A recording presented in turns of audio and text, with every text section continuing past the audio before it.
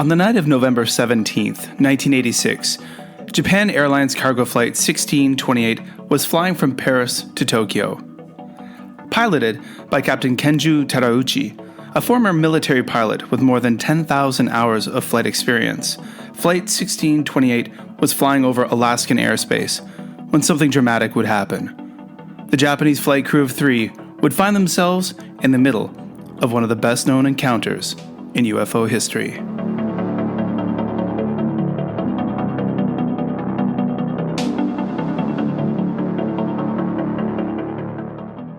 Supernatural Japan Podcast, Episode 3, The JAL Flight 1628 Incident, UFO Encounters.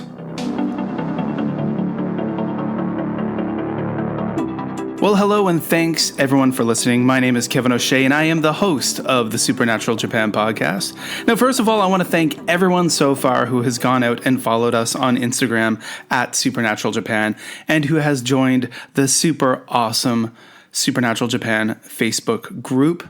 If you haven't already, get out there and do it. All the links are below in the show notes. And that's a place where I share a lot of information about all of the different stories here on Supernatural Japan. Now, before we get started with episode 3, well, I suppose we already have, I just want to talk about some of the different styles you may be hearing as the show finds its feet. It is a new podcast. And what I think I'm going to be doing is not really following one set format each and every week. Some weeks, episodes will be just me. They will be scripted, researched, written out, me reading, explaining to you different topics. Sometimes it'll be a little more off the cuff, where I'm just kind of sharing my ideas and thoughts, kind of like I am right now. Yet, other episodes, I'll have guests on talking about their encounters, their stories, and sometimes I'm just going to have friends on to do a little bit of banter back and forth about the different topics and stories on Supernatural Japan. So, different shows will have a different vibe, a different feel, but I think you're going to enjoy them all. So I just wanted to let you know that's where we're going to be going moving forward, and that's where we have been already with the first 2 episodes. Now, I really want to thank all of you out there for listening. The first 2 episodes of the podcast have gotten an incredible amount of positive feedback, and that really shows with the amount of fantastic people who've downloaded and listened to the podcast already. We're now on pretty much every major platform there is out there for listening to podcasts, and I really appreciate those who have already left a rating and a review on the different podcast catcher they use. It's been really fantastic. All right, so episode 3, we're talking UFOs. That's right. Now, this has a very direct Japan connection, although it did happen over the skies of Alaska in the United States. It happened to a Japan Airlines flight with a Japanese flight crew. Now, am I a believer in UFOs myself? You know what? I would have to say that growing up, I probably was not. I have to admit that I have never seen something that I thought to be a UFO. Well, maybe I did at some points. I think before I was a little kind of educated in the world of things up in the sky, I may have spotted the International Space Station once or twice and thought it's something odd. But then later on in life, in my 40s, I downloaded the ISS Finder app for my iPhone, and my son and I, living in Japan, would make it kind of a little bit of one of our hobbies to go outside onto our balcony or just to run outside of our apartment on the nights when the ISS would fly over our apartment in Kobe, Japan, and spot it streaking through the sky. And it was really incredible and remarkable because it is such a bright light that moves so fast that it's clearly not an airplane, it's not a star. But once you realize what it is, but it's still exciting to look up at this bright light in the sky and realizing, hey, there's a bunch of astronauts on that thing. That is really cool. Now, would I call myself a believer? I don't know. I think I'm someone who in recent years has become a little more open-minded to things, especially as the U.S. Navy has released videos over the last few years, more specifically the Go Fast, the Gimbal, and the Tic Tac videos, which were ones that were videos which were captured on the gun cameras of different Navy fighter jets and captured by naval aviators, where they saw and encountered and engaged different odd things off the coast of the United States. What are those things? I don't know, but it is really intriguing for me and pretty darn cool. Okay, so whether you believe in things like UFOs or not, this story of JAL 1628 is a very compelling story, a very interesting one, and it's odd and strange, and I think you're going to enjoy it. So, without any further ado, let's get into the story of Japan Airlines 1628.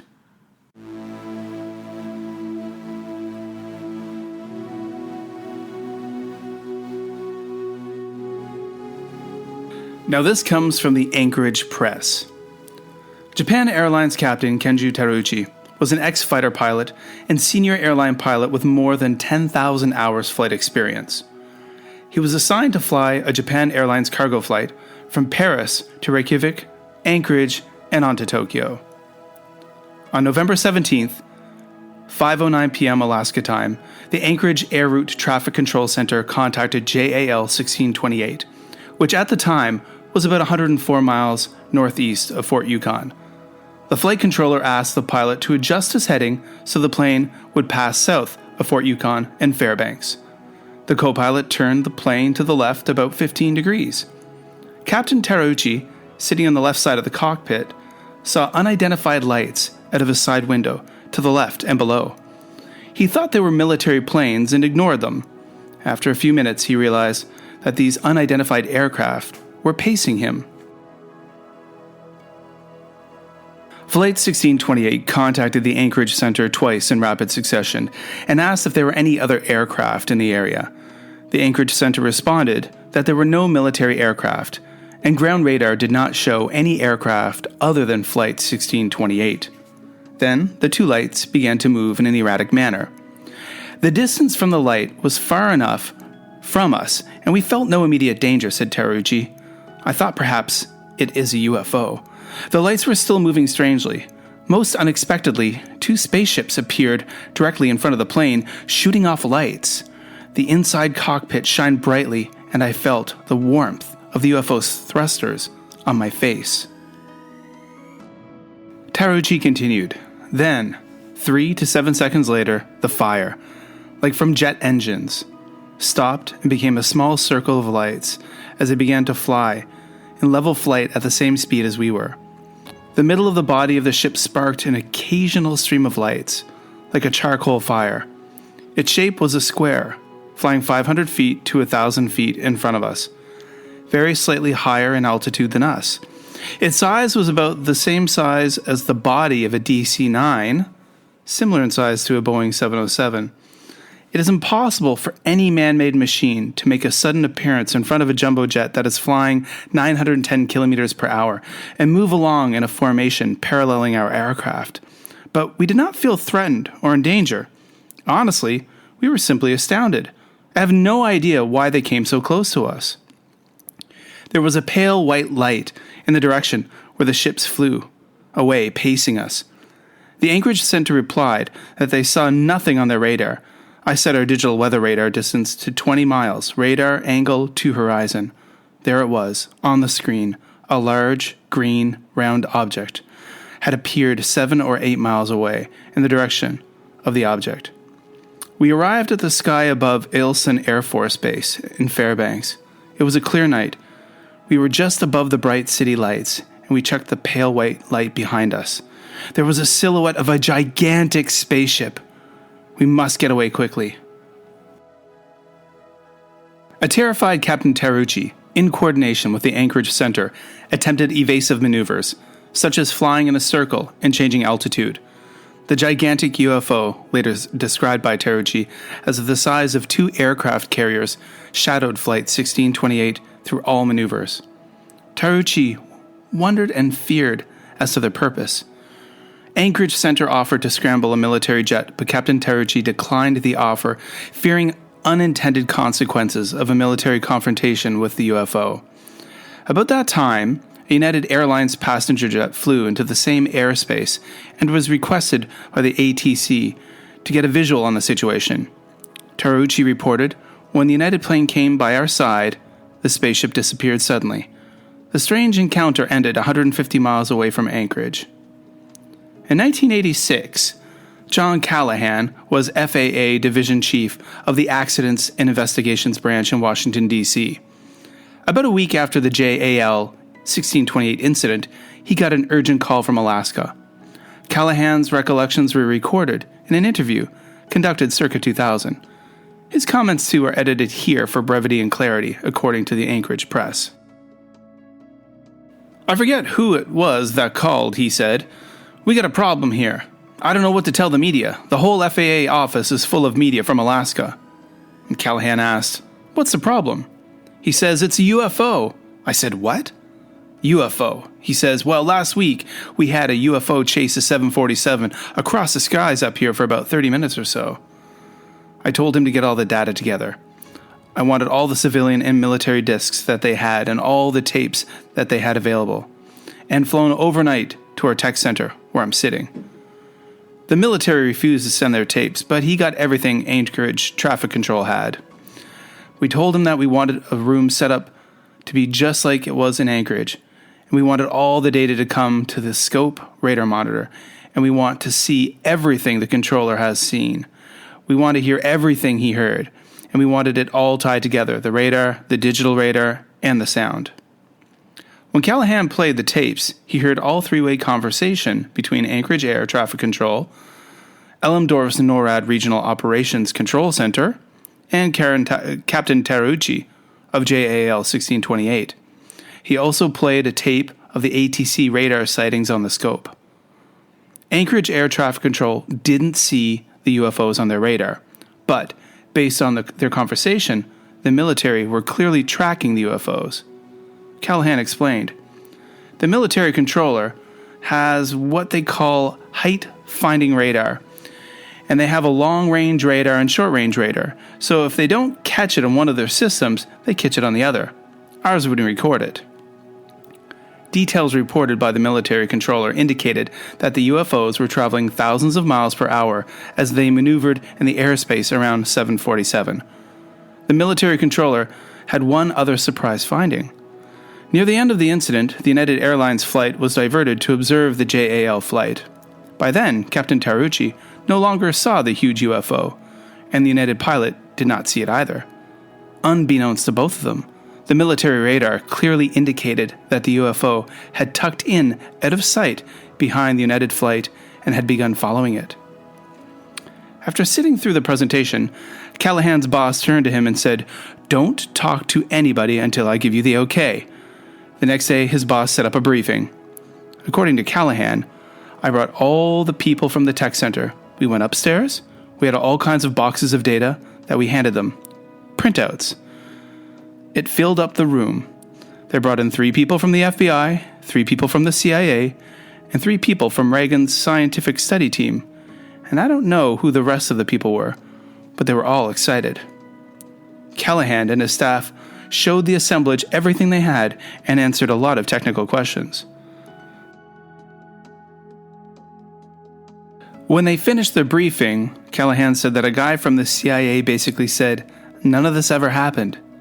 We did not have this meeting, and none of this was recorded."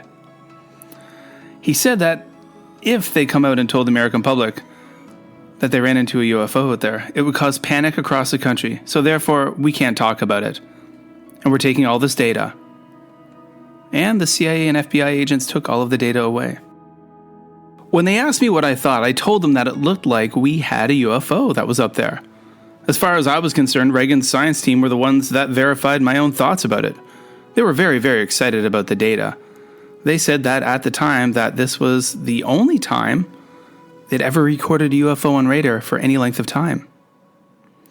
Now that was according to Callahan. Now, in the months that would follow the incident, Captain Tarucci was banished to a desk job at Japan Airlines, and the Japanese airline company said that he had embarrassed the company. Years later, he would be fully reinstated. John Callahan retired from the FAA and became an industry consultant, and periodically recounted the true story of JAL Flight 1628. Now, we're not done yet. According to a story on the website The Debrief, which is a very well-known website in UFO circles. In this article by Jazz Shah, there were a lot of flaws found in this story.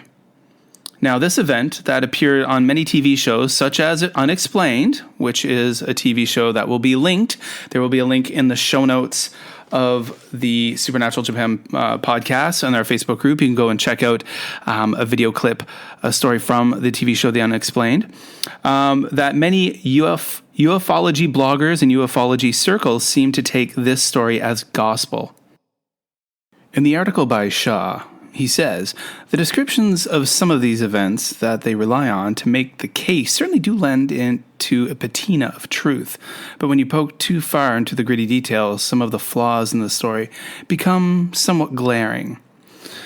We should not discount Captain Taruchi out of the simple fact that he's had multiple incidents before, or being a quote-unquote believer. Many experiencers report multiple sightings.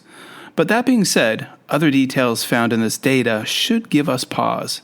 Neither of the two crew members confirmed seeing anything except lights, while the captain described an object with nozzles. The crews of two other aircraft saw nothing at all. Out of 4 separate radar systems, 2 produced no returns. One had a momentary glitch that seemed erroneous, and the last one acquired a target briefly, if it wasn't also a glitch, that simply disappeared. Some might argue that the technology observed in UAPs or UFOs is so advanced that it could likely evade radar, and that's a reasonable point. But if so, wouldn't it evade all radar rather than just some of them?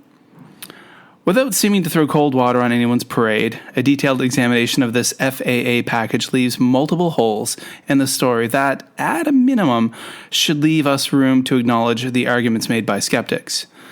What the tale of Japan Airlines 1628 boils down to is the eyewitness testimony of a single witness. Multiple other trained observers either saw nothing or reported lights that could have been stars or planets.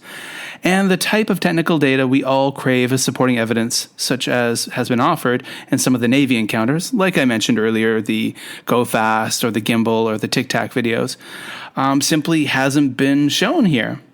So the reader is left to decide for themselves. But on further analysis, this widely popularized UFO incident doesn't appear as strong as popular media would have us believe when subjected to close scrutiny. Okay, so that was an article by Shaw from The Debrief. So there you go, guys. When you do look at this event on TV, YouTube videos, it is extremely compelling. And it seems, to be honest, pretty darn cool. But when you look at it through the kind of more skeptical point of view, there are, appears to be some flaws within the story. But what I'm going to do for you folks is I'm going to put a bunch of links into the Supernatural Japan Facebook group. I'm going to add a few links to some different TV shows that this event was on, a lot of photos and different things like that. And you can go over there and check it out. I'll also add some things over on the Instagram feed at Supernatural Japan. So you should be following those 2 spaces, the Facebook group and the Instagram feed, in order to find out more. Absolutely. Now, here's my question for you fine folks out there listening this evening. Have you ever spotted something unexplainable in the skies? Have you ever seen something strange that could have potentially been a UFO or UAP? Let us know over in the Facebook group. We'd love to hear all about it. We'd love to hear your story. Now, of course, that's it for this episode of the Supernatural Japan podcast. And the next episode, we're going to be having a fantastic chat with someone about some fantastic things, all supernatural and based in Japan. I hope you enjoyed this episode. Remember to subscribe wherever you listen to podcasts. Remember to leave us a rating. Remember to leave a fantastic review and help spread the word about the Supernatural Japan podcast and help us grow. All right. My name's Kevin O'Shea. I am the host of the Supernatural Japan podcast, and I'll be coming to you again really soon with a brand new episode.